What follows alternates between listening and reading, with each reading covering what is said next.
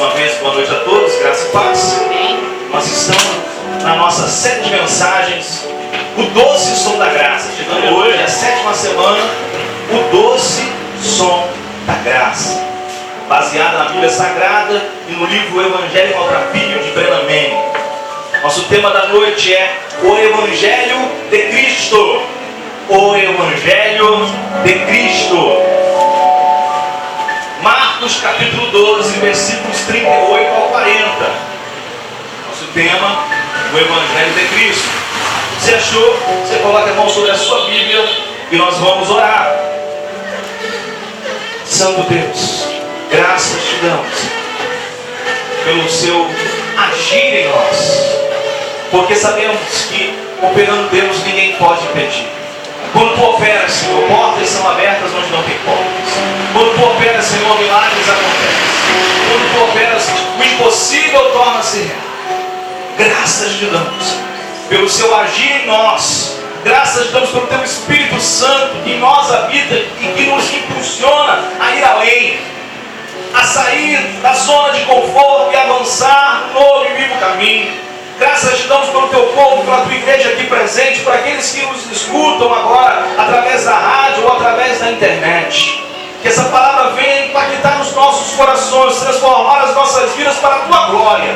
Assim oramos, em nome de Jesus. Amém. Amém. Amém. Marcos 12, 38 ao 40.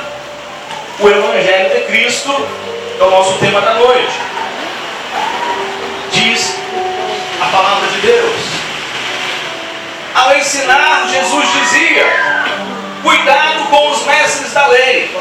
Eles fazem questão de andar com roupas especiais, de receber saudações nas praças e de ocupar os lugares mais importantes nas sinagogas e os lugares de honra nos banquetes. Eles devoram as casas das viúvas e, para disfarçar, fazem longas orações. Esses receberão condenação mais severa. Vou ler de novo. Ao ensinar, Jesus dizia: cuidado com os mestres da lei. Eles fazem questão de andar com roupas especiais, de receber saudações nas praças e de ocupar os lugares mais importantes nas sinagogas e os lugares de honra nos banquetes. Eles devoram as casas das viúvas e, para disfarçar, fazem longas orações. Esses receberão condenação mais severa. Queridos, o evangelho falsificado, a falsa graça, ela é tão comum quanto peles falsificadas. Você já viu uma pessoa usando um casaco de pele falsificado? Talvez você tenha visto pouco, porque nós moramos no Rio de Janeiro e aqui o clima geralmente é muito quente. Mas talvez você já conheça alguém que usou um casaco de pele e você sabe bem que é um casaco falsificado. O evangelho falsificado, a falsa graça, também é tão comum quanto bolsas falsas. Essa você conhece. Aquela bolsa que você acha que é couro de jacaré, mas é jacaré que pegava aqui no Rio, aqui na beira-rio. É falsificado. A falsa graça, o evangelho falsificado, também é tão comum quanto bijuterias ao invés de joias, ou quanto pastéis de vento. Você vai à feira, talvez você tenha ido hoje à feira em Minópolis e você comprou aquele pastel bonito, R$3 aquele pastel, aquele pastelão, né? Grande, bonito, mas quando você foi comer só tinha vento. É o famoso pastel de vento. Então a graça falsificada é tão comum quanto isso tudo. Tem aparência, mas nada mais são do que meras réplicas. Parece, mas não é. Os impostores do Espírito sempre preferem as aparências à realidade. Há 2000 anos, Cristo já havia alertado isso aos seus discípulos, e essa palavra ela se torna clara aos nossos corações hoje em dia também. Porque os religiosos gostam de ostentar títulos, gostam de ostentar posição, gostam de ostentar roupas, gostam de ostentar lugares de honra, gostam de aparecer, gostam de ser bajulados, gostam de ter destaques, são bons oradores, são bons comunicadores, são bons manipuladores, mas o que desejam é devorar a vida do fiel. seja ele o órfão ou a viúva. O que esses impostores da graça fazem é devorar. Não se importa. É viúva, nós queremos mais. É órfão, nós queremos tudo. Querem a lã da ovelha, não se importam com a ovelha. Vivem de escravizar o povo, de forma base religiosa, mundo afora. Então esses falsos mestres, impostores, que apregoam um evangelho falsificado, uma graça falsificada, estão vivendo, oprimindo e imprimindo um espírito de culpa e de medo na vida das pessoas, mundo afora, para enriquecerem, porque o Deus deles é o ventre, diz a palavra de Deus. Por isso que nós vemos muitas pessoas que vendem uma falsa santidade. Vendem uma falsa santidade, tem uma aparência de santidade, e você fala, puxa vida, é muito santo aquela pessoa ali.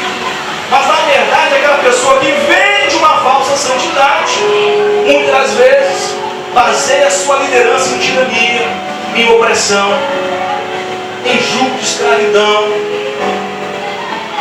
Levam as ovelhas de Cristo, a ovelha não é minha, a ovelha de Cristo, no capricho. A rédea é curta, dá um puxão na hora. Você tem que ficar aqui do meu jeito, você tem que fazer aqui do meu jeito, da minha forma. Assim eram os religiosos do tempo de Jesus, e assim são os religiosos dos dias de hoje. Dá uma corridinha lá para Gálatas, vai até Gálatas capítulo 1.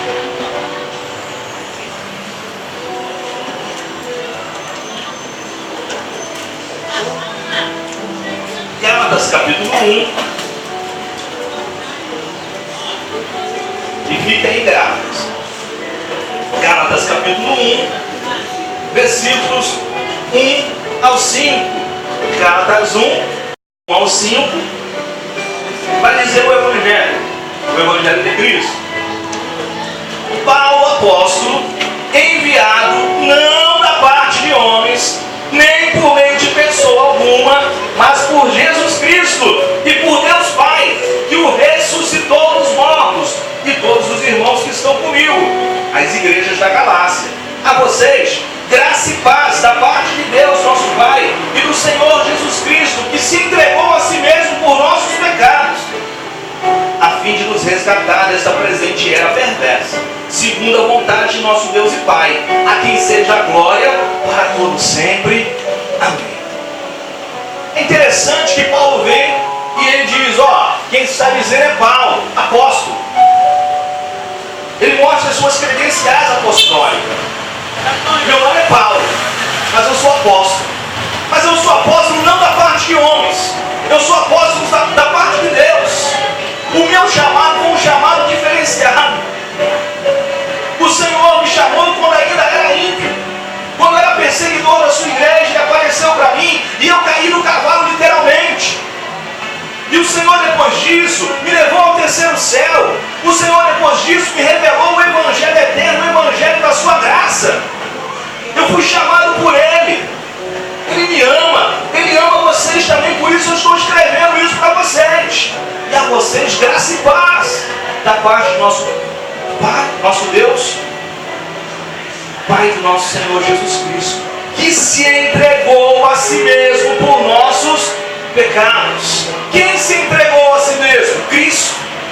Por nossos pecados, a fim de nos resgatar desta presente era perversa, segundo a vontade de nosso Deus e Pai, a quem seja a glória para todos sempre. Amém. O que Paulo está dizendo é o seguinte: irmãos, existe um Evangelho, e esse Evangelho é o Evangelho da graça. Existe um Evangelho, esse Evangelho foi me revelado. Existe um Evangelho, esse Evangelho ele traz uma boa notícia, porque Evangelho significa boa notícia. Existe uma graça, existe uma dádiva, um favor imerecido. Um dia um justo morreu pelos injustos. Um dia o próprio Deus, esvaziado da sua glória, veio a esse mundo para morrer a nossa morte. Um dia Ele deu a sua vida por você e por mim lá na cruz do Calvário. Um dia Ele ressuscitou e venceu o império das trevas, e venceu por você e por mim, e nos garantiu uma eterna salvação. Deus. Glória a Deus. Glória a Deus. A fim de nos resgatar dessa presente era permanência. Segundo a vontade de quem? Segundo a vontade de nosso Deus e Pai, a quem seja a glória para todos sempre. Amém. Não é segundo a minha vontade, não é segundo o meu querer, não é segundo o meu conhecimento teórico ou teológico ou específico, mas é segundo a vontade de Deus. A quem seja glória e honra para todos sempre. Amém. A glória não é minha, porque o pastor me falou tão bonito, o pastor falou bem, e eu gostei do pastor Cleide, o pastor me falou bem. A glória é do Senhor, eu só sou pastor por graça e misericórdia. O Abner toca tão bem, glória a Deus, mas o Abner só toca tão bem por graça e misericórdia. Ah, mas o pastor ele estudou, ele se dedicou, claro que sim. O Abner também, você também. Mas nós só estudamos porque portas foram abertas pelo Deus gracioso e misericordioso. A glória e a honra pertencem a Ele para todos sempre. Não é minha, não é tua, não é de ninguém, a não ser de Deus. E como se Paulo estivesse alertando aqueles irmãos, ele, na sequência deste texto de Gálatas, ele começa a dizer: Jesus já nos alertou para termos cuidado com os religiosos. Jesus já nos alertou para termos cuidado com aqueles que não entendem nada sobre o mistério de Deus, que é Cristo. E ele diz no verso 6 a 9: admiro-me de que vocês estejam abandonando tão rapidamente aquele que os chamou pela graça de Cristo para seguirem outro evangelho, que na realidade não é o evangelho, porque evangelho é uma boa notícia, e tudo aquilo que não é boa notícia não é evangelho. O que ocorre é que algumas pessoas os estão perturbando, querendo perverter o evangelho de Cristo, mas ainda que nós, ou um anjo do céu, pregue um evangelho diferente daquele que lhes pregamos, que seja amaldiçoado. Como já dissemos, agora repito: se alguém lhes anuncia um evangelho diferente daqueles que já receberam, que seja amaldiçoado. Que palavra forte de Paulo, que palavra dura do apóstolo. Paulo está dizendo: ó, eu admiro que vocês estejam abandonando tão rapidamente aqueles que o chamou pela graça de Cristo. Deus te chamou pela graça de Cristo. O novo e vivo caminho só existe por graça e misericórdia. Existe um velho caminho de ritos, de cerimoniais, de lei, de jugo de escravidão, mas o novo e vivo caminho foi Cristo quem nos abriu através do seu corpo, que foi transpassado lá na cruz do Calvário. Ele é a luz, Ele te convida a andar com Ele nesse novo e vivo caminho. Mas vocês da Galácia estão seguindo outro evangelho, que na realidade não é o evangelho, porque o evangelho é uma boa notícia. O que Paulo está dizendo por isso é: estão pregando uma mentira deslavada, estão pregando uma mensagem falsa, e vocês estão seguindo como soldados desertores. Paulo está dizendo: admiro-te que vocês estejam abandonando. No original grego, abandonando tem um sentido militar de soldados desertores, de alguém que não aguentou mais o plano e falou: não, eu vou sair do exército, eu não aguento mais militar nisso, eu vou sair disso, eu não vou mais militar nessa graça, eu vou mudar de lado, eu vou mudar de partido. E Paulo vai dizer: se alguém lhes anuncia um evangelho diferente daquele que já receberam, que seja amaldiçoado. Essa palavra dura, né? Mas em Marcos capítulo 12, 38 a 40, que nós usamos como texto base, Jesus vai dizer lá no versículo 40 que os mestres da lei, os religiosos, aqueles que querem dominar sobre o povo, aqueles que querem ministrar um falso evangelho, receberão condenação mais severa. E aqui Paulo fala: serão amaldiçoados. Condenação mais severa, amaldiçoado. Pastor, na graça isso? Como é que funciona isso na graça, pastor? Eu tenho dito para vocês que nós precisamos entender as entrelinhas da Bíblia Sagrada. Romanos 8:1 diz que nenhuma condenação há para os que estão em Cristo. Nenhuma condenação há para quem está em Cristo. Mas se eu não estou em Cristo,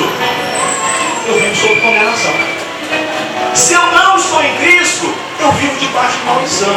Se eu não estou em Cristo, e se eu acho que a obra de Cristo Jesus lá na cruz do Calvário foi incompleta, eu ainda estou na lei. E eu sou condenado duas vezes, porque eu sou condenado pela lei, que diz, na sua lei, e na interpretação da lei, de que não há um justo sequer, de que não há quem busque a Deus, de que todos pecaram, que todos estão extraviados, que não há salvação para o homem, está morto em pecado e delitos. Eu sou condenado pela lei e eu recebo uma segunda condenação, uma condenação mais severa, porque eu não recebo aquilo que Cristo me garantiu lá na cruz do Calvário.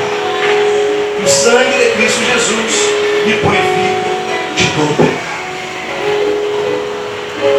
Quem não está em Cristo, quem não experimenta a graça e favor de Cristo, vive debaixo de maldição. Porque é como se o castigo do pecado ainda continuasse vigente na sua vida. O castigo do pecado ainda continuasse vigente. Tem pessoas que vivem a vida inteira na igreja, mas não se sentem perdoadas. Tem pessoas que vivem a vida inteira congregando e às vezes até liderando, que não se sentem perdoados, ainda se sentem injustificados. Aquilo que eu fiz lá atrás, eu não podia ter feito aquilo, eu não mereço perdão, não tenho perdão para mim. Tem pessoas que vivem assim. Tem pessoas dentro da igreja. Minha esposa lá está fazendo autoescola, está no curso na autoescola, e ela conversando, a turma dela tem bastante gente evangélica. E dentre essas pessoas tem uma psicóloga. E a psicóloga disse que 75% dos clientes dela são crentes, são evangélicos. 75% dos clientes da psicóloga são crentes. São pessoas que congregam, são pessoas que dizimam, que ofertam, que vão ao culto, que batem palma, que cantam louvores, mas que durante a semana estão lá no consultório, porque ainda continuam carregando culpa e medo, ainda continuam carregando depressão dentro do coração.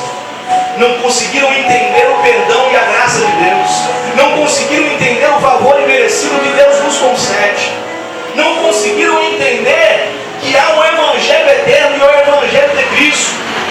São pessoas que talvez estão vivendo um outro evangelho, que na verdade nem evangelho é, como disse Paulo. Essas pessoas estão debaixo de maldição. Ah, mas foi porque Paulo disse, seja anátema. Não, Paulo está dizendo, quem não está em Cristo está debaixo de maldição. Porque é Cristo quem me tira da maldição, é Cristo quem me tira do pecado, é Cristo quem me dá uma nova vida, é Cristo quem me dá uma nova roupagem, é Cristo quem me chama pelo nome, é Cristo quem vai me buscar, é Cristo quem me chama para cear com Ele, é Cristo quem me chama para viver envolvido com Ele. E se eu não estou em Cristo, eu estou perdido. Preciso entender isso. O Evangelho da graça de Deus são as boas novas. O Evangelho da graça de Deus é a boa nova de um Deus cheio de graça para com pecadores indignos, para você e para mim. Na graça Ele deu para morrer por nós. Na graça Ele nos justifica quando cremos, e nós só cremos porque Ele nos deu o dom da fé. Que maravilha!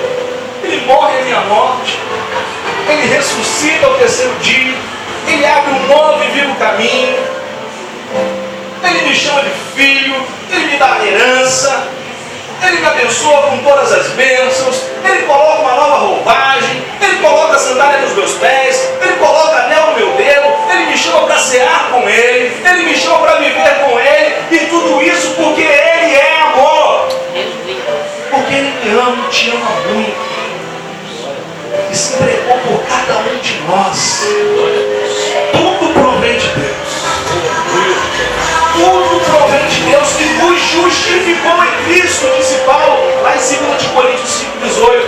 Tudo provém de Deus, que nos justificou em Cristo. Tudo.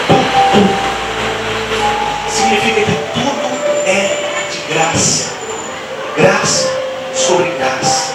Nada é devido aos nossos esforços, nada é devido aos nossos méritos, nada é devido às nossas obras. Tudo na salvação é devido à graça de Deus. Louvor a Deus por isso. Porque se fosse devido a mim, eu estava perdido. Se fosse devido a você, você estava perdido. Tem outro não tem vida.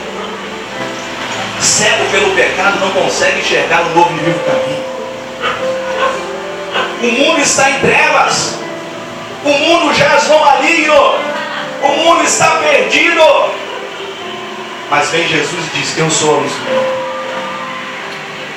Venha.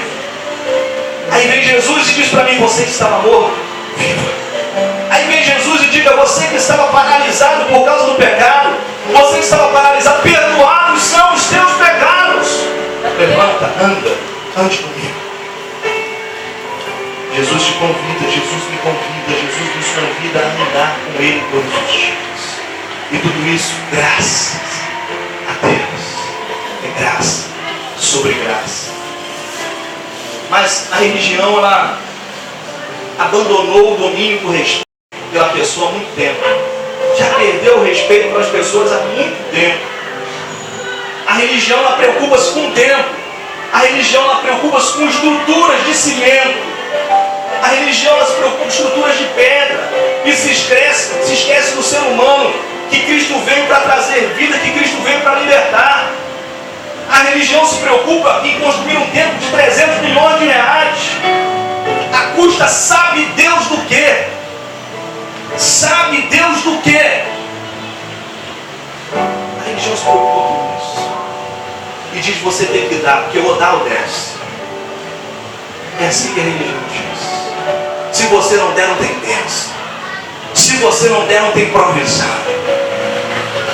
A religião continua fazendo das dela, querendo que você compre indulgências, querendo que você compre um lugarzinho lá no céu.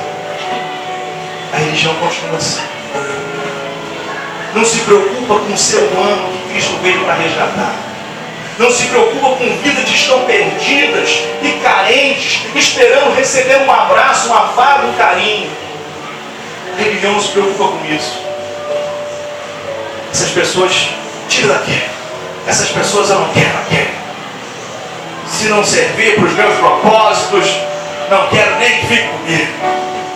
Tem que servir para os meus interesses. Mas qual é o teu interesse, pastor, bispo, apóstolo? Qual é o teu interesse? É o reino de Deus. Não, o interesse é meu bolso. Primeiro meu, segundo meu, terceiro meu, quarto meu, quinto meu, sexto meu e sétimo. É o meu, né, pastor? Não, da minha mulher.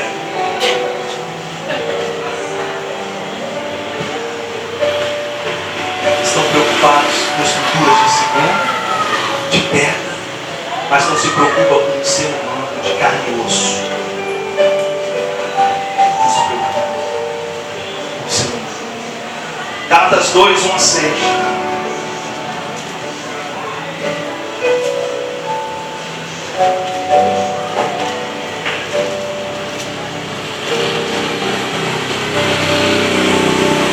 Anos depois subi novamente a Jerusalém, dessa vez com Barnabé, levando também Tito comigo.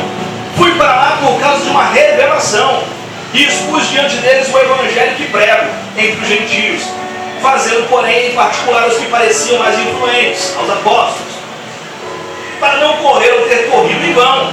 Mas nem mesmo Tito, que estava comigo, foi obrigado a circuncidar-se, apesar de ser grego. Essa questão foi levantada porque alguns falsos irmãos infiltraram-se em nosso meio para espionar a liberdade que temos em Cristo Jesus e nos reduzir à escravidão. Tem pessoas que vivem aí a nos espionar, preocupados com a liberdade que temos em Cristo Jesus e querem nos reduzir à escravidão. Disse Paulo e digo eu: não nos submetemos a eles nem por um instante, para que a verdade do Evangelho permanecesse com vocês.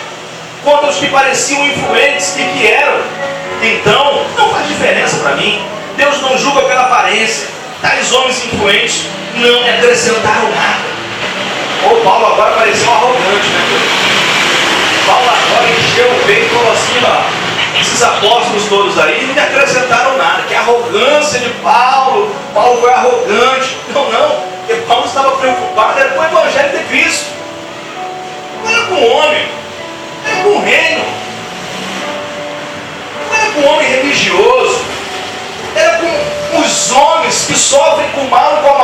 com a opressão daqueles que estão com, entre aspas, o poder na mão.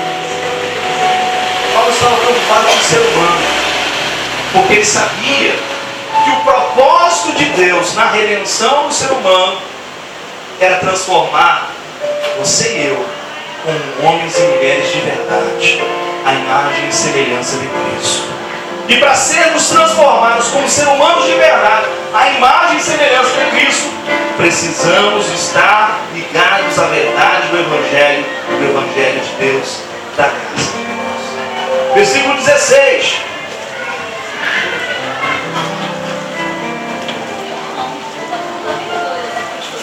Sabemos que ninguém é justificado pela prática da lei. Sabemos que ninguém é justificado pela prática da lei, mas mediante a fé em Jesus Cristo.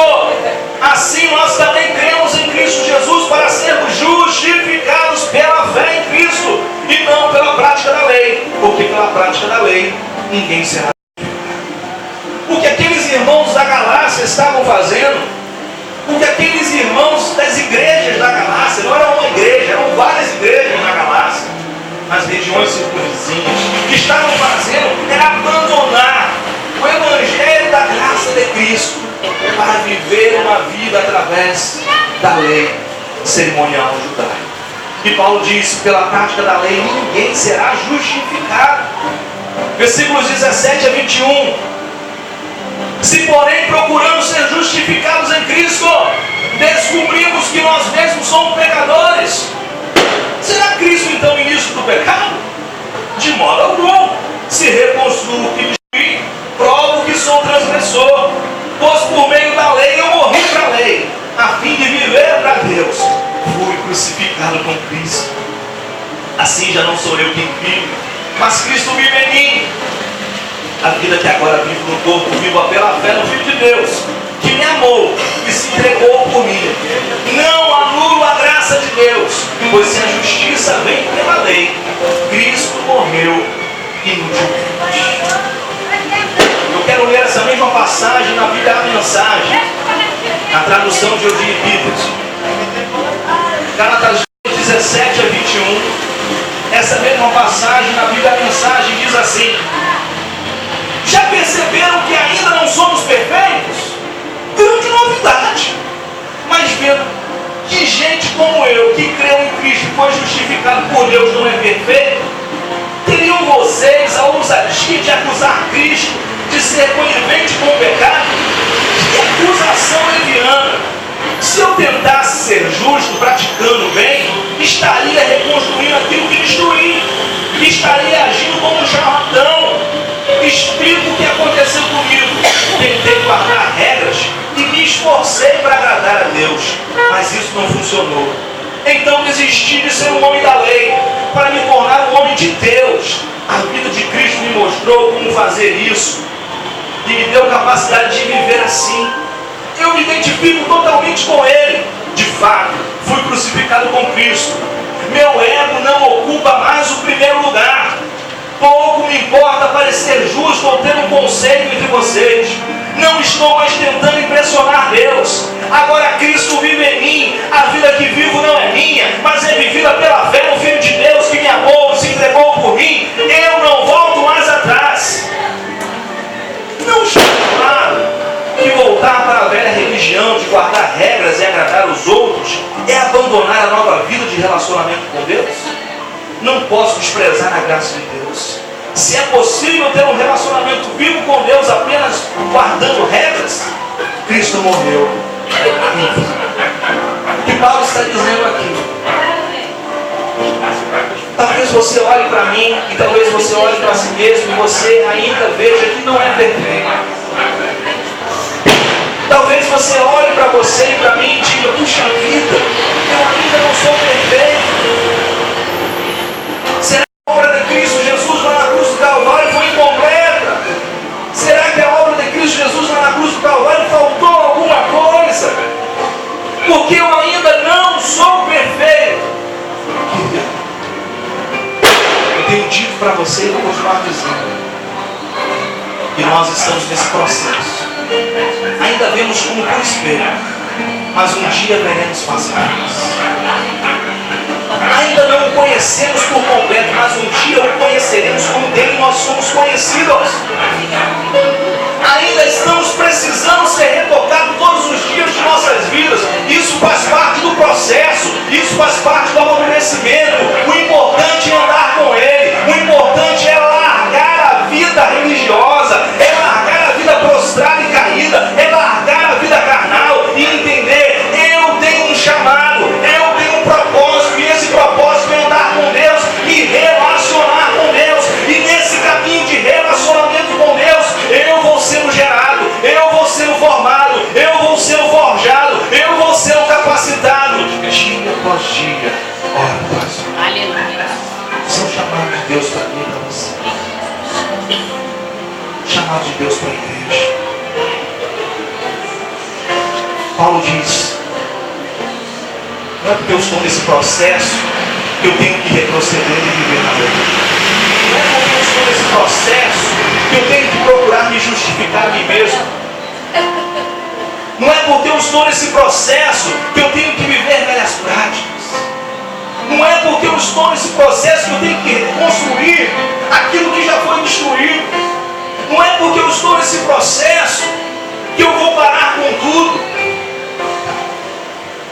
Eu tenho um chamado, você tem um chamado de viver o Evangelho eterno, de viver o Evangelho de Cristo Jesus. Acrescentar méritos humanos ao mérito de Cristo e obras humanas na obra de Cristo. Eu quero dizer para você: Deus nos livre, Deus nos guarde. Nunca jamais. Porque a obra de Cristo Jesus está acabada, está completa. Cristo bradou: está consumado. A obra de Cristo está completa. Você só precisa receber e crer. Receba e crer. Você só precisa se posicionar em fé. E você só se posiciona em fé porque Ele é amor, misericordioso e gracioso. Você só precisa andar com Ele. E você só anda com Ele porque Ele te ama e te ama muito. Você só precisa se revestir do novo homem, da nova mulher, do novo ser, criado em Deus em verdadeira justiça e santidade. E isso só acontece porque Ele é gracioso, Ele é bondoso. Você só precisa seguir no novo e vivo caminho. Novo e vivo caminho esse que Ele nos abriu. Leva o seu corpo moído lá na cruz do Calvário. Um justo morrendo pelos injustos. Deus, Ele te amou quando nós ainda éramos pecadores. Imagine agora que nós já fomos reconciliados com Ele em Cristo Jesus. Deus, Ele te chama, Deus, Ele me chama a andar com Ele, a viver esse Evangelho da graça, a esse Evangelho de liberdade. A salvação é só pela graça de Deus, só pela fé, sem mistura alguma de méritos humanos ou de obras humanas. Ela é totalmente devido à vocação graciosa de Deus, e não depende de você e não depende de mim, depende dele. Ele te amou, Ele te comprou, Ele te justificou, Ele te redimiu, Ele te chamou de filho. Ele te ama e te amará pelos séculos dos séculos. Para terminarmos, quero dizer que Paulo vai ainda mais além. Ele vai dizer: ó, não desista. Não desista desse caminho de fé. Não desista desse caminho da graça. Não deserte desse exército da graça de Deus. Não deserte. Porque se você fizer assim, você não está só desertando o Evangelho da graça com vistas a um outro Evangelho, mas você vai estar desertando daquele que te chamou para a graça. Desertar a graça é desertar de Cristo. Abrace com Ele, diga: Senhor, eu quero mais de Ti. Senhor, eu não quero me separar de Ti, eu quero Te conhecer e conhecer a revelação do Teu Evangelho. Eu tenho todas as outras coisas por perda por causa da sublimidade do Teu conhecimento, Senhor. Eu quero Te conhecer, eu quero ter uma vida cristã. Eu quero andar junto contigo. Eu quero não quero me afastar de Ti, eu quero me afastar do mundo, eu quero me afastar da religião, eu quero me afastar da carnalidade, mas de Ti eu não quero me afastar. Contigo eu quero andar contigo. Não se afaste do Evangelho eterno. Se você se afastar do Evangelho, você vai se afastar de Deus. Paulo vai dizer em Gálatas 5, 4 a 5: vocês que procuram ser justificados pela lei, separaram-se de Cristo, caíram da graça, pois é mediante o Espírito que nós aguardamos pela fé a justiça que é a nossa esperança. Vocês que procuram ser justificados pela lei, separaram-se de Cristo, caíram da graça, pois é mediante o Espírito que nós aguardamos pela fé a justiça que é a nossa esperança. E qual é a nossa esperança? Cristo em nós é a esperança da glória. Eu preciso estar inserido em Cristo, eu preciso estar mergulhado em Cristo, eu preciso estar mergulhado no Evangelho eterno de Cristo Jesus, não na religião, não na carnalidade, não no pecado, não no mundo religioso, preso em dogmas e paradigmas humanos, carnais, objetivando somente os seus próprios interesses. Mas eu preciso estar mergulhado no Espírito de Deus. E o Espírito de Deus vai te conduzir e conduzir a passos verdejantes, a águas tranquilas. Que nós aceitemos as nossas limitações, que nós nos apeguemos ao Evangelho da graça, e que nós nos deleitemos no amor de Deus todos os dias de nossas vidas. Se deleite no amor de Deus, se deleite na graça de Deus, e diga: por mim mesmo eu não posso nada, pelos meus esforços próprios eu não posso nada, pelos meus caminhos eu não posso nada. Quem tem um novo e vivo caminho é o Senhor. Pela minha vontade eu não posso nada. Quem tem a boa, agradável e perfeita vontade é o Senhor. Pela minha decisão eu não posso nada, porque eu sei que é operando Deus que ninguém vai poder impedir. Não é operando o Clay, não é operando eu, não é operando você, mas é operando Deus. Que nós aceitemos a nossa posição de carentes e necessitados da graça de Deus. Vamos mergulhar fundo, mais fundo, mais fundo, mais fundo, mais fundo. Que nós possamos viver para Cristo, honrando a Deus todos os dias de nossas vidas, para a glória de Deus.